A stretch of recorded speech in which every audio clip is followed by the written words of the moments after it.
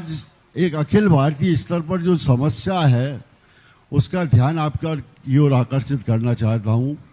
और समस्या है मुनिश्री कि आचार्य श्री विद्यासागर एक प्रभावना संघ है, उनके द्वारा जारी आंकड़ों के अनुसार जनवरी 2025 से जुलाई 2025 तक इस देश में 188 लव जिहाद के प्रकरण हुए हैं जो सिर्फ जैन समाज से ही संबंधित हैं, और उनमें 53 बच्चियों को या तो मार डाला गया या आत्महत्या कर ली उन्होंने। तो मुनिश्री, मैं आपसे और जिरवाणी चैनल के माध्यम से जहां जहां भी जिन मुनि राजाओं का चतुर्मास हो रहा है, आर्य का माताजियों का चतुर्मास हो रहा है, आप ज्ञान, ध्यान, धर्म, दान सब पर उपदेश देते ही हैं। साथ ही हफ्ते में यदि 1-2 बार इस समस्या को लेकर जो भटकी हुई युवतियां हैं, निश्चित रूप से आपकी भव्य वाणी सुनकर वो अपने भविष्य के प्रति चिंतित होंगी, अपने कुल, अपने खानदान की मर्यादा और समाज की इज्जत को भी बचा सकेंगी। दूसरी महाराज जी, जिज्ञासा इसके विपरीत युवा वर्ग की ओर से मैं रखना चाहता हूं। मुनिश्री, हमारे अशोकनगर को तो छोड़ दें फिर भी, लेकिन साड़ौरा है, मुंगावली है, चंदेरी है, ईशागढ़ है, कदवाया है, ऐसे छोटे छोटे नगरों में आज भी शादी योग्य बहुत सारे लड़के कुंवारे रह गए और जिनकी उम्र भी जाती रही है। ऐसे में यदि मुनिश्री वह जैनेतर लड़कियों से विवाह यदि कर लेते हैं तो मेरे मत से इसके 4 लाभ हैं। हो सकता है मेरा मत गलत हो आपकी दृष्टि में। पहला लाभ तो यह है कि उसका परिवार बच जाएगा। दूसरा लाभ यह है कि जैनेतर समाज से आई हुई लड़की का शेष जीवन जैन संस्कार और जैन धर्म के अनुसार गुजरेगा तो उसका भव सुधरेगा। तीसरी, जैन समाज की आबादी बढ़ेगी। और चौथा, यदि लड़की ज्यादा होशियार हुई तो निश्चित रूप से अपने मायके में जाकर उनको भी जैन धर्म के प्रभाव न कर सकती है।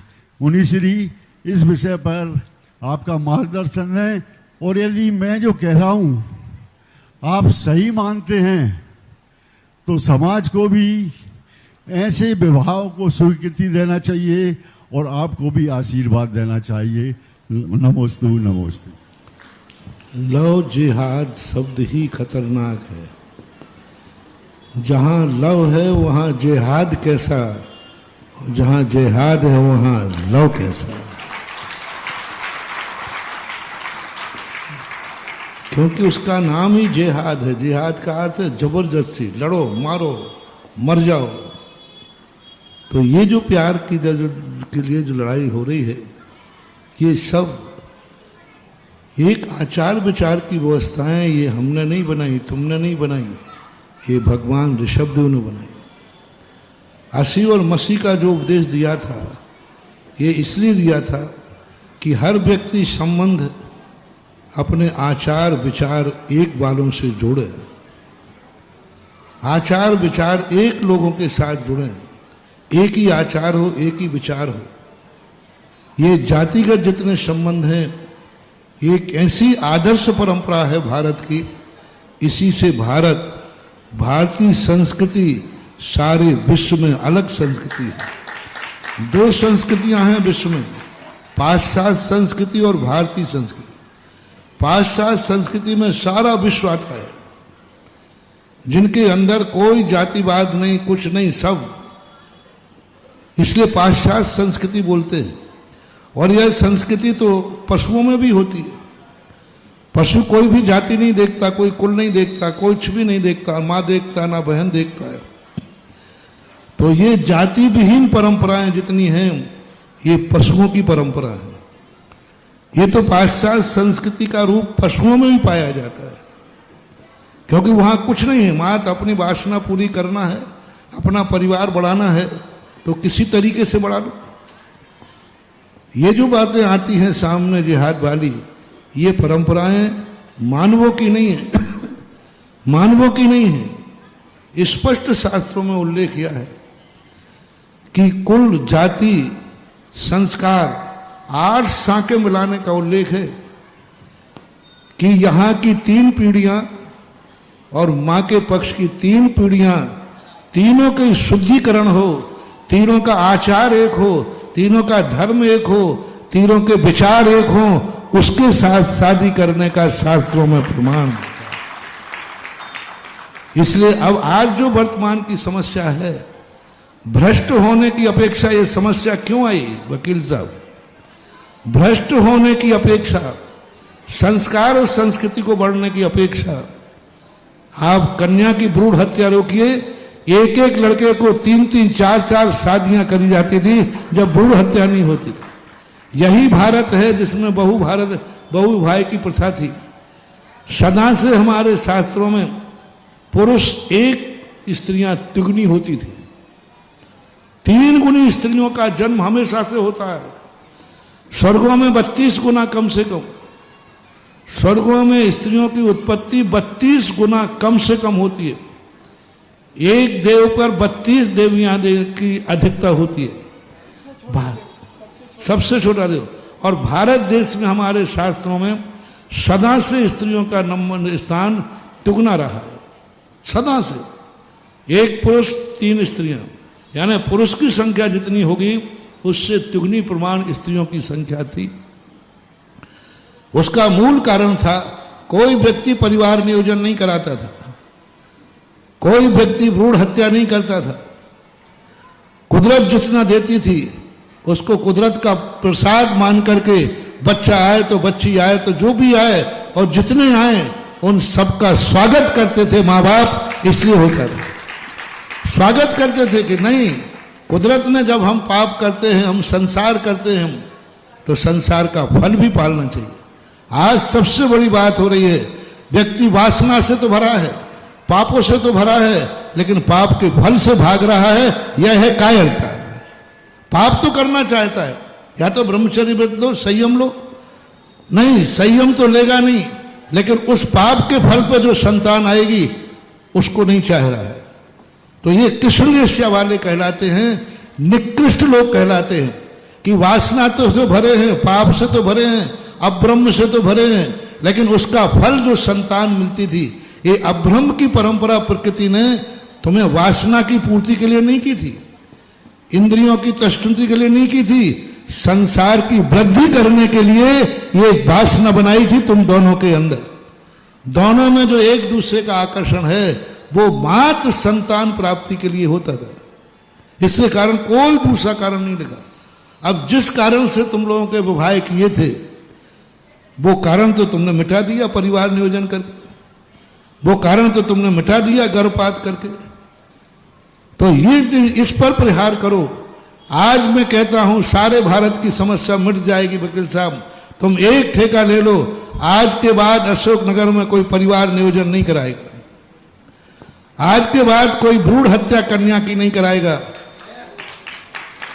मां 10 से 15 साल के बाद एक भी बच्चा कुंवारा नहीं रहेगा, जो कुंवारा रहेगा वो हमारे संग में रहेगा।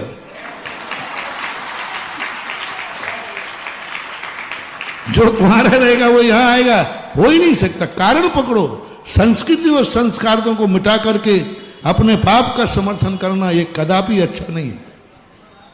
और ये स्थिति बन गई तो ये कोई भी परिवार नियोजन और भ्रूण हत्या, सबसे ज्यादा कन्या की भ्रूण हत्या आप देखिए समाज में हो रही है। क्यों हो रही है? क्योंकि पूरे भारत में सबसे ज्यादा रेशो किसका कम हुआ है? 800 पर 1000 बच्चे हैं और 800 कन्याएं हैं जैनियों का।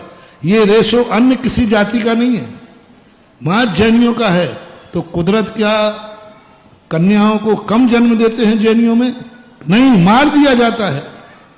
1 नंबर में 2 नंबर में पैसा है, पैसे के बल पर किसी की भी हत्या करा दो, भ्रूण हत्या हो जाती है। ये कन्याओं का बैलेंस बिगड़ना बता रहा है कि जैनियों में सबसे ज्यादा कन्याओं की भ्रूण हत्या हो रही है। और इस भ्रूण हत्या को रोका जाए, भ्रूण हत्या को रोका जाएगा, धर्म भी बचेगा और तुम्हारी समस्या का समाधान भी होगा। अब रही बात जो 4 तुमने लाभ बताए हैं, इनमें एक भी लाभ होने वाला नहीं है। 100 में से 90% कन्या जैन नहीं बनती है, बल्कि वो लड़का ही अजैन बन जाता है। मैंने ऐसे ऐसे परिवार देखे, नाम बिना लिए बता रहा हूं, जिनके घर में जैनियों की तू बोलते थे, हमारे समाज के सिरमौर थे, और एक बहू दूसरे ने प्रवेश किया, आज वो पूरे घर में कोई नमोकार मंत्र पढ़ने वाला नहीं है। भारत का शीर्षस्थ परिवार की बात कर रहा हूं, कोई लेने वाला नहीं है।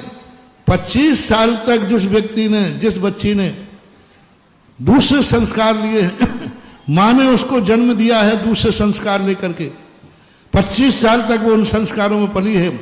यहां शादी होते वो संस्कार छूटने वाले नहीं, वो संस्कार लेके आएगी और तुम्हारे संस्कार बिगाड़ेगी, और इससे बिगड़ते ही हैं। और ये कोई धर्म का परिवर्तन नहीं, कुछ नहीं होता, वो मां अकेली अपनी वासना की पूर्ति है। चलो दूसरी बात पूछता हूं, सबसे पहले जैसे ही तुम्हारे बेटे के मन में भाव आया, तुम्हें सूचना मिली कि हमारा बेटा अदर कास्ट से शादी कर रहा है, सुनते ही आपको कैसा लगा? First impression and last impression, सुनते ही कैसा लगा? बाद में पाप को ढांको, सुनते ही झटका लगा, पसीना आ जाता है, घर बर्बाद हो जाएगा, कुल बर्बाद हो जाएगा, फिर बाद में उसको ढांकते फिरते हो। तीसरा पॉइंट, भारत का कोई माँ बाप है अपनी जाति से बाहर नहीं जाने देना चाहता। वो जिहाद वाली बात अलग है। एक बार मैंने कहा, एक जो आपके झाड़ू लगाता ना वो लोग थे, मैं सोच जाता था, वो प्रतिदिन मिलता था, तो मैंने सोचा कि देखें भारतीय संस्कृति मात्र जैनियों में ही है कि इन लोगों में पास भी है। तो वो खड़े हो गए एक दिन आकर के, बोले महाराज जी हम ये हैं, हम झाड़ू लगाते, आजीविका चलाते। मैंने कहा एक बात बताओ, आपकी बिटिया है क्या? वो थोड़ा हिचके कि महाराज एकदम बिटिया की बात क्यों पूछ रहे? बोले है महाराज। तो मैंने कहा आप उस बिटिया की शादी किस जाति में करना चाहेंगे? पिताजी से पूछा, और वो अपने आप में आप जानते हैं झाड़ू लगाने वाला था। वो चाहता तो कह सकता था मैं अपनी बेटी की शादी जैन में करना चाहता हूं, कह सकता था, उसकी भावना हो सकती थी। कह सकता था कि महाराज भावना तो यही है कि जैन में शादी हो जाए, भावना तो यही है कि किसी ब्राह्मण में शादी हो जाए, भावना तो एक ही है किसी क्षत्रिय में शादी हो जाए। क्या उसके अंदर कहा, गुरुजी आशीर्वाद दो, मेरी बेटी की शादी मेरी जाति में ही हो। यह है हमारे भारत का संस्कार। वो गरीब है, दुखी है, झाड़ू लगा करके आजीविका कर रहा है, लेकिन अपनी संतान को अपनी जाति में ही भेजना चाहता है। ये है मां और पिता का संस्कार, ये है नागरिकता। विपरीत धर्म से आकर के बहुत स्थिति बिगड़ती है, बहुत स्थिति बिगड़ गई है, धर्म बन ही नहीं सकता। और फिर आकर के जब रिश्तेदारी बनेगी तो उसके पतन का कोई सीमा नहीं है, शाकाहारी है कि मांसाहारी। हम महाराज आप बनाए या नहीं बनाए, लोग तो आ ही रहे हैं। तीसरा प्रश्न आप कर सकते हैं कि महाराज आप छूट दें या नहीं दें, लोग तो कर रहे हैं,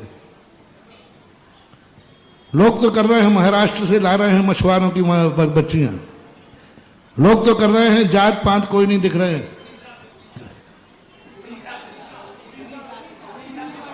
उड़ीसा से लाए, टुड़ीसा से आए, कहीं से लाए, ला रहे हैं, जैसे ला रहे हैं, कोई उसमें आबादा नहीं। वो ला रहे हैं, उनको कानून का पायजामा नहीं पहनाया जा सकता है। चोरियां हो रही हैं कि नहीं? जब महाराज चोरियां हो रही हैं तो बैलेट कर दो ना।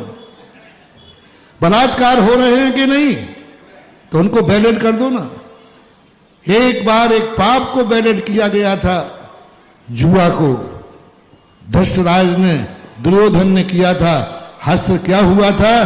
द्रौपदी का चीरहरण हुआ था कानून के अनुसार। तो पाप होते आए हैं, ऐसे घटनाएं घटती रहेंगी, लेकिन उसे कोई कानून का पायजामा नहीं पहनाया जा सकता, समाज का पायजामा नहीं पहनाया जा सकता, शास्त्र का पायजामा नहीं पहना जा सकता। साधु अपने मंच से इसकी घोषणा नहीं कर सकता, ये महापाप है। पाप होते आए हैं, होते रहेंगे, कभी पाप कभी बंद नहीं हुए। जब भगवान थे तब भी पाप थे कि नहीं? तब भी अपहरण होते थे कि नहीं? तो फिर अपहरण को बैलेट कर दो, क्योंकि वो तो हो ही रहे हैं। ये परंपराएं, संस्कृति और संस्कार को नहीं मिटा जा सकता। कितने मर्डर हो रहे हैं। एक बार एक नेता ने कहा, महाराज जी शराब की छूट दे दी। मैंने उन्हें कहा कि भाई क्यों? बोले महाराज शराब तो लोग पी रहे हैं। तो हमने सोचा छूट दे दो, कम से कम सरकार को इनकम होगी। सरकार को पैसे इनकम नहीं होती चले। तो मैंने कहा ऐसा और करो कि चोरियां तो हो ही नहीं हो, घोषणा कर दो जो इसको चोरी करना करो इतने % टैक्स जमा करा दो। मर्डर तो हो ही रहे हैं, एक मर्डर पर इतने लाख रुपया कर दो, करो जितने मर्डर करो, वो तो हो ही रहे मर्डर। सदा से मर्डर होते आए, सदा से पाप होते आए, सदा से बलात्कार होते आए, सदा से भगोड़े होते आए, सदा से स्त्रियों को भगाने वाले होते आए। मुगले आजम, अनारकली, उस समय भी थी, मुगले आजम के समय भी। लेकिन उस समय भी कितना बड़ा हश्र हुआ बोलो। उस समय, आज नहीं, मुगले आजम कब का उस जमाना था। उस जमाने में भी मुगले आजम ने, मुगल ने, उसके बादशाह पिता ने क्या कहा? अपने बेटे को बचाने के लिए उस कन्या को दीवार तक में चुन दिया, अपनी कन्या को बचाने लिए। उसी संस्कृति में ये इतिहास भी सामने आते हैं। इसलिए वकील साहब, संस्कृति नहीं बदलेंगे, संस्कार नहीं बदलेंगे, सारी दुनिया बदलती है तो बदल जाए। मनुष्य मनुष्य रहेगा, पशु पशु रहेगा। ये जातियां भगवान ऋषभ देव की बनाई हुई है। 6 कर्मों के ब्राह्मण, क्षत्रिय, वैश्य और ये शूद्र का जो बंटवारा किया है, वर्ण व्यवस्था। अब लोग कहें कि वर्णों का आदान प्रदान था। उस समय सबका धर्म एक था, सबके आचार विचार एक थे। कोई मांसाहारी नहीं था, कोई शराबी नहीं था, सबका भगवान एक, देवता एक, गुरु एक। चलो मैं इतनी छूट देता हूं। तो महाराज के आप लव मैरिज के विरोधी हैं? नहीं, मैं लव मैरिज का विरोधी नहीं हूं, लेकिन मैं जिहाद का विरोधी हूं।